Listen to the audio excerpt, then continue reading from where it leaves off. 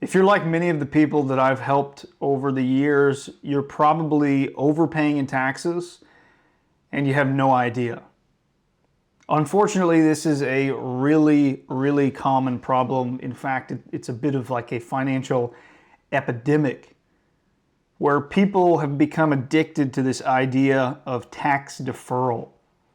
Everybody wants to kick the can down the road. They want to pay taxes later. And so if I can avoid paying taxes today, somehow that therefore makes me more rich. But the problem is that ignores the fact that Uncle Sam and the IRS partner with you on those dollars. And so any money that you've accumulated in a pre-tax or tax-deferred account like a traditional 401k, 403b, or your traditional IRAs, well, when you go to pull money out of that later at some later date, you will have to pay taxes. But the trick is, Uncle Sam is a tricky partner since the laws can change and it also depends on your personal financial situation. The tax rate that you're going to pay or the revenue share you have with the IRS is to be determined. And so what that really means is how much you get to keep is up in the air. You have to wait and see. Now, that's not inherently bad, but the problem for many retirees is that they've become addicted to this idea of tax deferral and they've put all their money away in these pre-tax accounts and they think paying the least in taxes in any single year means that they're going to pay the least in taxes overall. And while that might seem intuitive, it's actually incorrect. Because paying the least in taxes in any given year just means you're paying the least in taxes you can this year while remaining in compliance with the IRS rules and current laws. And so the trick is retirees are going to have multiple different sources of income in retirement. Generally, you're going to, be looking at some amount coming from your own, accumulated savings and wealth, perhaps from these accounts we're talking about.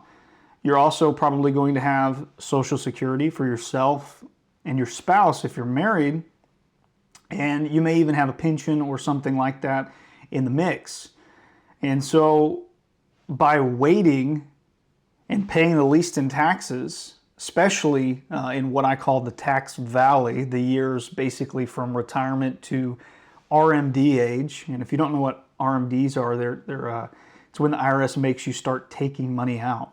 And that has changed multiple times, but as of right now, for most people, you're going to be looking at 73 or 75. So let's just assume 75. So if you retire at 65, you might have 10 years until you're 75 and you have to start taking out money. So in those years, you may be able to keep your tax, your actual tax bill very low.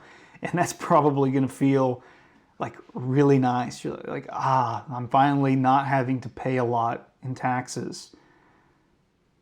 But this is a critical error. This is a problem because these might be the best lowest income years where you can pull out money at basically 0%, the 10% bracket, the 12% bracket. You could be pulling money out. And yet you may not because you're trying to pay the least in taxes this year. And what that means is that later, when the other shoe drops and you have to start taking money out for RMDs, you may already have, your pension may already be started, your Social Security incomes might be started, and then you're having to pay more in taxation on your Social Security income, which by the way is taxed if you didn't know. And it can be taxed at different levels. You could have none of it taxed, all the way up to 85% of it could be taxed. And so by kicking the can down the road and not having a strategic tax plan to pay the least in taxes over your lifetime, you may end up paying a lot more in taxes because you didn't plan ahead. When we fail to plan in this way, what we end up with is we end up eroding our own wealth and our ability to enjoy it during our lifetime. And we're also damaging the amount of financial legacy we could leave to our heirs to give them a leg up in the next generation. And so if these things are important to you, then you probably want to have an actual strategic, comprehensive financial plan that integrates tax planning and tries to minimize taxes not just this year or next or the next, but over your entire lifetime. Now, there are no facts about the future. We obviously don't know what will happen with tax rates. So, we won't know the outcome. We won't know if it was the right decision necessarily until hindsight. That's just, we have to be honest about these things. There are no facts about the future. But we can make reasonable assumptions based on what we know, based on the current situation, the current tax laws, what we know is already written into law. And then we can layer on additional decision-making criteria that's specific to you and your goals. And that's going to give you a much better shot at reducing taxes over your lifetime than just taking the traditional misinformed, incorrect approach, in my opinion, of just trying to simply pay the least each and every year. So I hope that's helpful. I know that's maybe counterintuitive.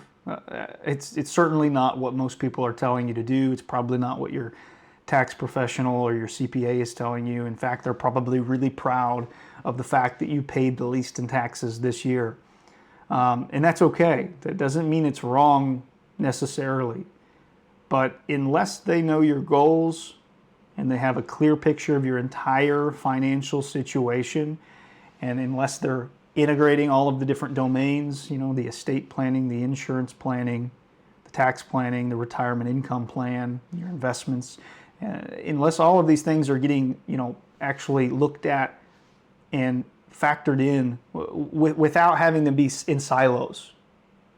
You want these things to be looked at as a comprehensive whole instead of as individual subject areas or domains where you try to make the best decision in a silo. That will not work out well for you. It will likely damage your wealth. And if you're like me, I want to cut Uncle Sam out as much as possible. If I have tax-infested money, I would like to eliminate that infestation or at least reduce it as much as possible. And I think most Americans are the same way. We're taxed enough as it is. Let's make a plan to pay the least in taxes over our lifetime. Thanks, and reach out if you have any questions.